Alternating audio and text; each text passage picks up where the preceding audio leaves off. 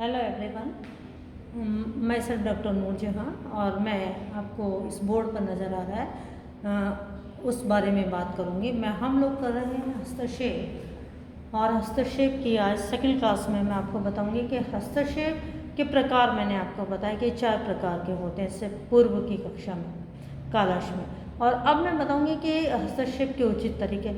हालांकि हस्तक्षेप करना एक गलत बात है, लेकिन अंतर्राष्ट्रीय विधि ये कहती है कि हस्तक्षेप न किया जाए तो बहुत सारे और नुकसान हो सकते हैं।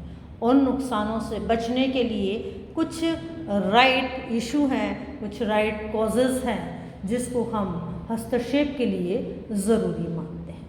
इस संबंध में हम विद्वानों की बात को पहले कहेंगे और उसके बाद अंतर्राष्ट्रीय विधि में सामान्य ये उचित कारण हस्तक्षेप के क्या बताए गए हैं उन पर बात करेंगे।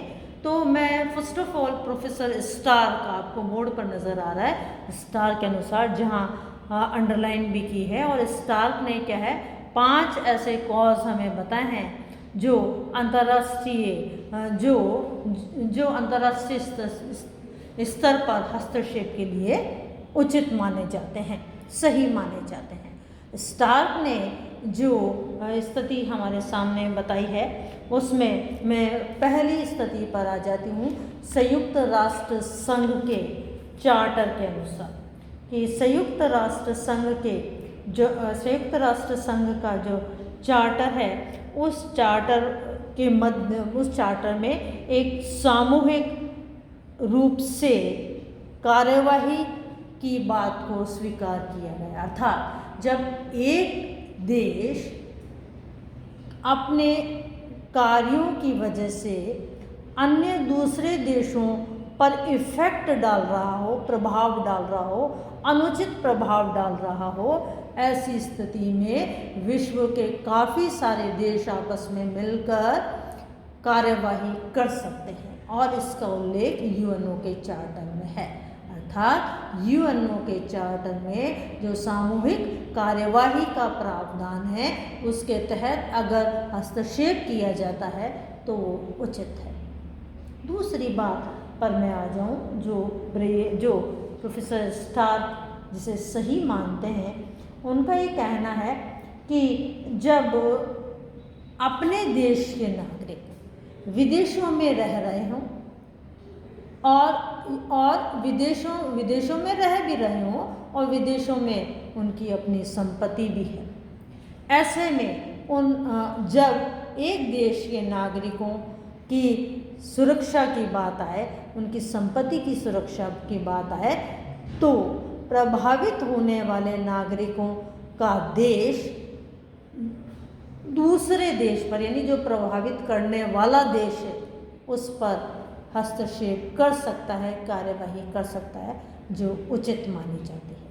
मैं अपनी तीसरी बात पर आऊँ, जब राज्य संरक्षण में हो, जब एक राज्य किसी अन्य राज्य के संरक्षण में हो और संरक्षित राज्य पर अगर कोई तीसरा देश आक्रमण करता है, कोई कार्यवाही करता है, तो संरक्षण देने वाला जो देश है वो अपने संरक्षित राज्य की सुरक्षा के प्रत्युत्तर में जो कार्यवाही करता है उसे हस्तक्षेप नहीं माना जाता।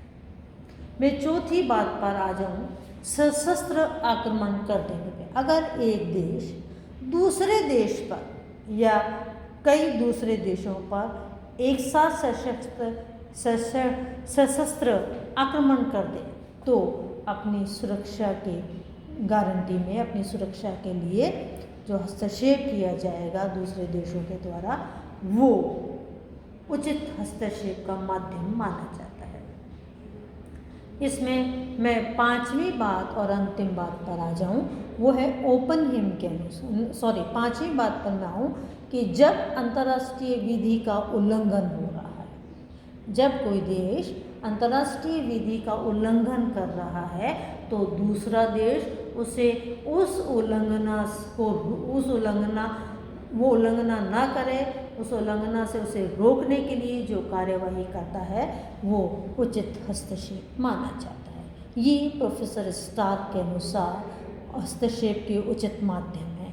इसमें यूएनओ के चार्टर में विदेशों में रहने वाले नागरिकों और उनकी संपत्ति के लिए, संरक्षण, राज्य की सुरक्षा के लिए, जब सशस्त्र आक्रमण हो जाए तो उसके प्रत्युत्तर में कार्रवाई करने के लिए, और अंतर्राष्ट्रीय विधि का उल्लंघन होने पर प्रत्युत्तर में की गई कार्यवाही को हस्तक्षेप के उचित कारण माने जाते हैं। इसी क्रम में एक और आपको नाम नज़र आ रहा है बोर्ड पर, वह है ओपनहेम के अनुसार। ओपनहेम के अनुसार उन्होंने दो बातों को उचित माना है हस्तक्षेप के लिए।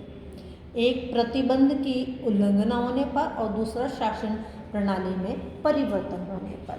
देखो प्रतिबंध की उल्लंघना यानी दो या दो से अधिक राज्यों के मध्य कोई करार या प्रतिबंध हो चुका है और उस प्रतिबंध को कोई दूसरा प्रतिबंध की करार में जो देश है वो उसकी उल्लंघना कर रहा है, तो उस उल्लंघना पर उस पर कार्यवाही जो की जाएगी वो हस्तक्षेप का उचित कारण माना जाएगा। इसी के अंतर्गत ओपनहेम एक और दूसरी बात कहते हैं, और वो दूसरी बात है कि शासन प्रणाली में परिवर्तन होने से, मान लीजिए दो राष्ट्रों के मध्य कोई संधि समझौता है और संधि समझौते के बाद उन दोनों में से किसी एक राज्य की शासन प्रणाली में कोई परिवर्तन हो जाता है, शासन प्रणाली में कोई परिवर्तन हो जाता है और उस परिवर्तन के बाद वो उस संधि की शर्तों को,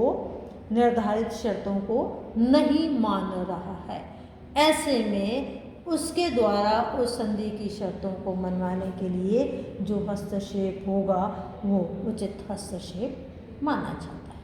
ठीक है, तो प्रतिबंध यानी संधि और दूसरा शासन प्रणाली में अगर कोई परिवर्तन आ जाए तो उस परिवर्तन के तहत की गई कार्यवाही को हम हस्तक्षेप के उचित माध्यम मानते हैं। इसी क्रम में मैं तीसरे विद्वान की बात पर आ जाऊं, वो है प्रोफेसर ब्रियली के अनुसार।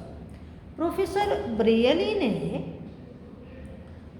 हस्तक्षेप के उचित कारणों को 3 भागों में विभाजित किया। पहला आत्मरक्षा, दूसरा दंड और तीसरी संधि द्वारा प्राप्त अधिकार। यानी आत्मरक्षा, अगर एक देश पर आक्रमण हुआ है या आक्रमण होने की स्थितियां हैं, अतः प्रत्युत्तर में जो वो कार्यवाही करता है वो कार्यवाही उसकी उचित मानी जाती है। क्यों? क्योंकि उसने सेल्फ डिफेंस के लिए, अपनी आत्मरक्षा के लिए उस हस्तक्षेप के टूल को उपयोग में लिया है। यानी आत्मरक्षा के लिए जो भी इंटरफियरेंस किया जाएगा वो उचित माना जाता है। फिर आता है दंड के रूप में, जब एक देश दूसरे देश के मामलों में हस्तक्षेप करने लग जाए, हस्तक्षेप करे और उसकी सहमति के बिना करे, तो उसे दंड देने के लिए किया गया या उठाया गया कदम हस्तक्षेप का उचित कारण माना जाता है। इसमें तीसरी और अंतिम बात पर मैं आ जाऊं, संधि द्वारा प्राप्त अधिकार के प्रयोग के लिए।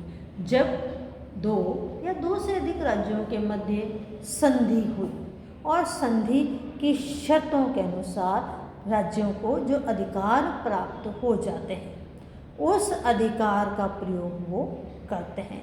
अगर ऐसे में एक देश संधि की शर्तों को, बातों को नहीं मान रहा है तो उसको उन बातों को मनवाने के लिए संधि करता राज्य अपने अधिकारों के प्रयोग के तहत जो हस्तक्षेप करेगा वो हस्तक्षेप उचित माना जाता है। अतः मैं अपनी बात को कंक्लूड कर देती हूँ कि हस्तक्षेप के उचित कारणों को प्रोफेसर स्टार्क ने 5 बातों में, प्रोफेसर ओपनहेम ने 2 बिंदुओं पर और प्रोफेसर ब्रियली ने 3 बिंदुओं पर बताने का प्रयास किया। इन प्रयासों के बाद नेक्स्ट क्लास में मैं बताऊंगी कि अंतर्राष्ट्रीय विधि के अनुसार ये हस्तक्षेप के उचित कारण क्या है। आज के लिए इतना, धन्यवाद।